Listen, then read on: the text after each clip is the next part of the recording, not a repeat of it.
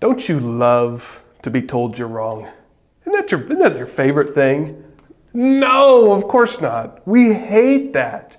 In fact, in our modern culture, to be told we're wrong is one of the most offensive things someone could say to us.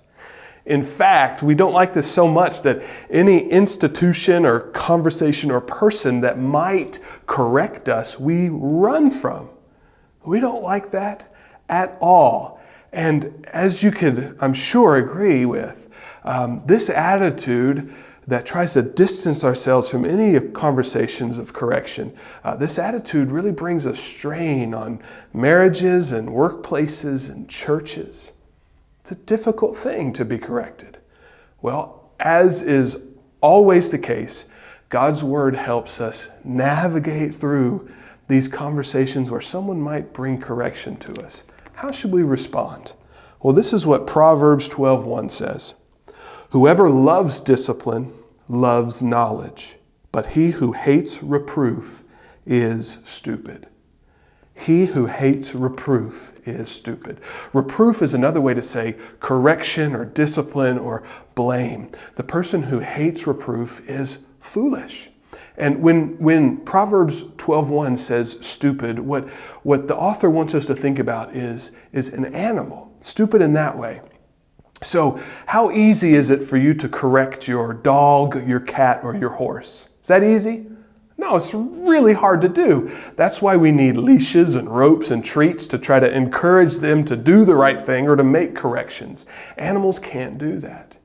And so the author of this verse wants us to be like a person, not like an animal. Don't be like an animal who can't understand or apply correction.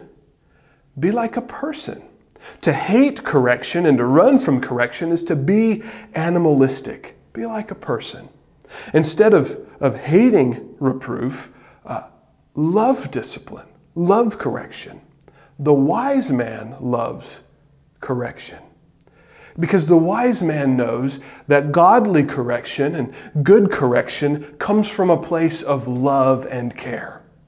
In fact, Hebrews 12:6 tells us clearly, says, God disciplines those he loves. God corrects those he loves. And often God uses the people around us. And maybe the people around us don't say it in the nicest way possible, but God uses the people around us to bring loving correction to us. And so the wise man, the wise woman will begin to recognize correction as a loving thing from a loving God or a loving spouse. But this goes beyond just living wisely, doesn't it? The humble heart that accepts correction is going to be a heart that is ready for the good news of Jesus. Because the good news of Jesus is all about my heart needing correction. Because the good news starts with bad news that I am a sinner. I'm a broken sinner who, through my sin, I have alienated myself. I have ran from God. I've made myself an enemy of God.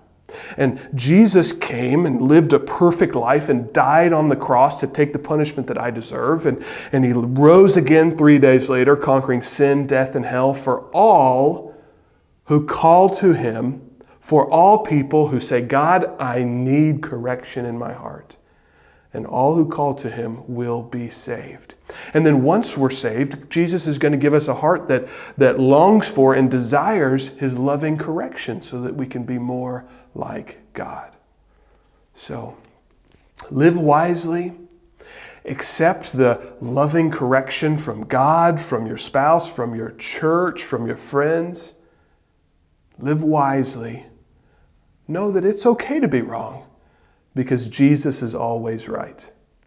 We love you. We will see you and talk to you soon.